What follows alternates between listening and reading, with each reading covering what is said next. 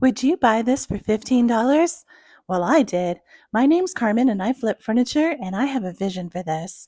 But first, we got to do something about these drawers. I don't know whose idea this was. The handles were just kind of stapled on, so I got to knock them off with a hammer, which was kind of fun. And then I started prying up all of these little seashell mother of pearl looking discs. They popped out really easily, but they left a little bit bigger hole than I was hoping that they would. It took me a while, but finally I got them all off. And now I don't know what in the world I'm going to do with all of these things. Save them for another project.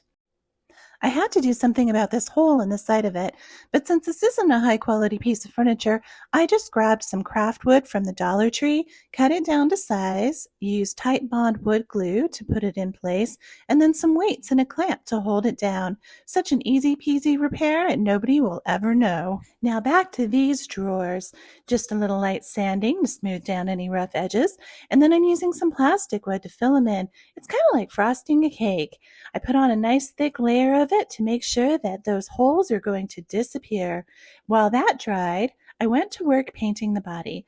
I picked this neutral tan color, and it took about 3 coats to cover the paint and completely transform this from dull black to a neutral palette ready for a fun and fresh design. Scraped off a little bit of the plastic wood, and I'm going to save that for later. And then once I sanded them down, I sprayed them the same neutral tan color. Now, the part that I saved, I mixed with water until I had a nice runny paste.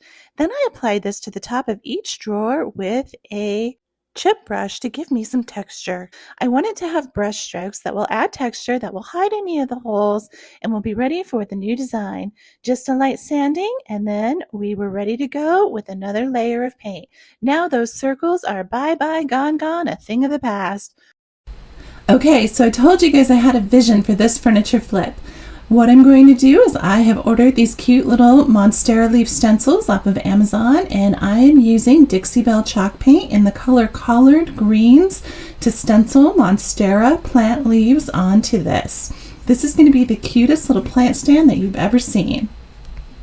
I'm just using a small piece of sponge that I'm spraying with my spray bottle and then gently patting the paint on. I don't want a solid finish. I want it to be a little bit blotchy so it gives it some texture. And I'm extending the pattern of this large leaf from one drawer over to another drawer. Once I've got the basic leaf pattern in place, then I'm going to go in with a little brush here and just continue the pattern across the divider between the 2 drawers. Doesn't have to be perfect. That's why I didn't want smooth finish. I didn't want smooth edges, so that it's okay if I'm not perfect with each of my little paint strokes. I'm also going to fill in the lines that you can see there where the stencil had little pieces of plastic connecting the pieces to each other.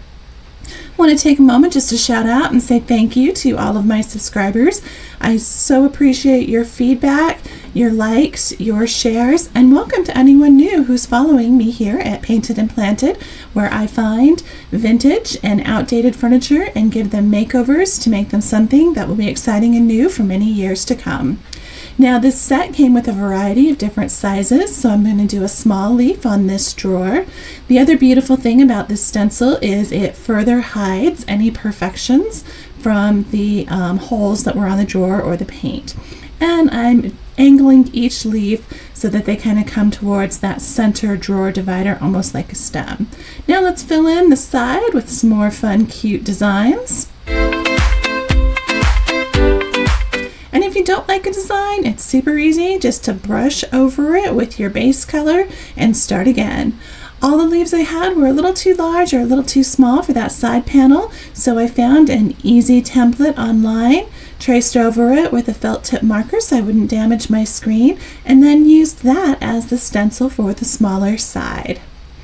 Once I've got the basic outline in place, I'm just going to follow the process that I've used on the rest of the piece, using a variety of little sponges, my large sponge that I can cut into any shape that I need, and my paintbrush to fill in the Monstera leaf design on this side panel.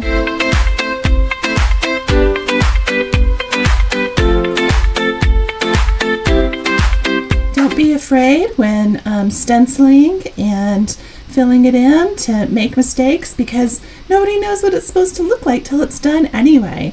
So if I accidentally make a leaf too big or too small, I can just adjust it, because in nature, if you have monstera plants, you know that everything is not exactly symmetrical, and you do get a little bit of variation within the plant.